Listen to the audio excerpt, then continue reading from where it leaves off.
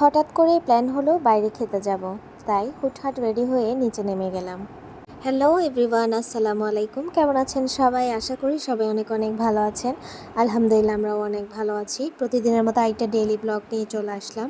আজকে হঠাৎ করেই প্ল্যান হয়ে গেল বাইরে খেতে যাব।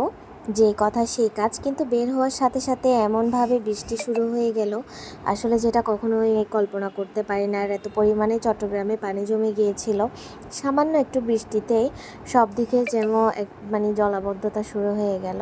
অনেক বেশি পরিমাণ ভয় লাগছিল, আবার এক্সাইটমেন্ট কাজ করছিল, কারণ যেহেতু অনেকদিন পরে নেভালে যাচ্ছি, বিচের দিকে আসলে আমার অনেক বেশি ভালো লাগে। আর যেহেতু ওয়েদার অনেক ভালো ছিল, আর এদিকে চিটাগাংয়ে যে পরিমাণ বৃষ্টি হচ্ছিল, এদিকে আস্তে আস্তে দেখলাম এখানে এখনও বৃষ্টি হয়নি, শুরু হয়নি, তবে ওয়েদারটা খুবই বাতাস ছিল।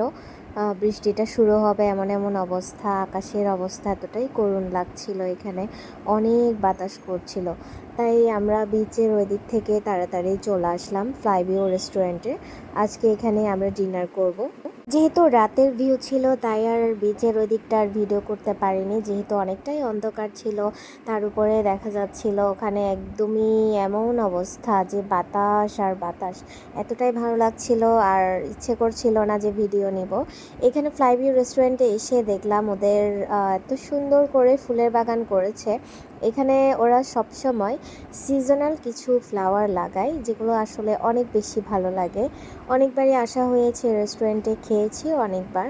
এখানে খাবারগুলো অনেক বেশি ভালো লাগে, স্পেশালি ওদের স্পেশাল একটা বিরিয়ানি আছে, সেই বিরিয়ানিটা অনেক বেশি টেস্টি। যা আপনারা যদি কখনো যেয়ে থাকেন, অবশ্যই এটা ট্রাই করে দেখবেন, অনেক বেশি মজা।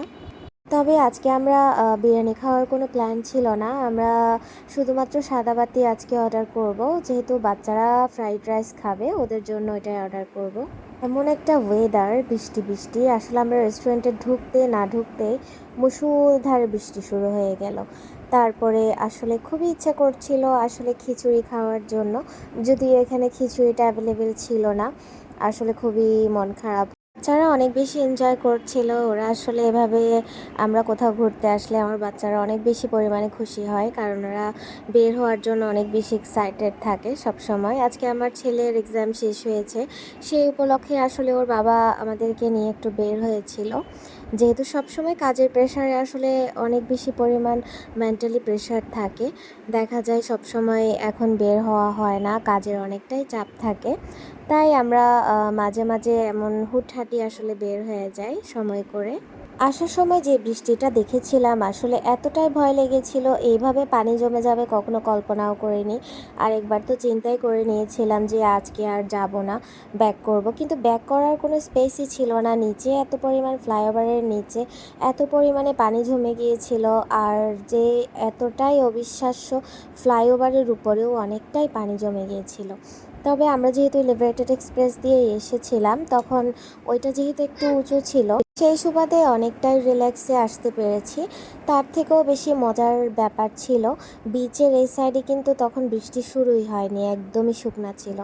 আর তখন ওয়েদারটা এতটা ভালো লাগছিল, এত বাতাস, এত এত সুন্দর একটা ওয়েদার দিচ্ছিল, অনেক বেশি ভালো লাগছিল। তবে আমরা রেস্টুরেন্টে পৌঁছানোর পর থেকেই শুরু হয়ে গেল মুষলধারে বৃষ্টি।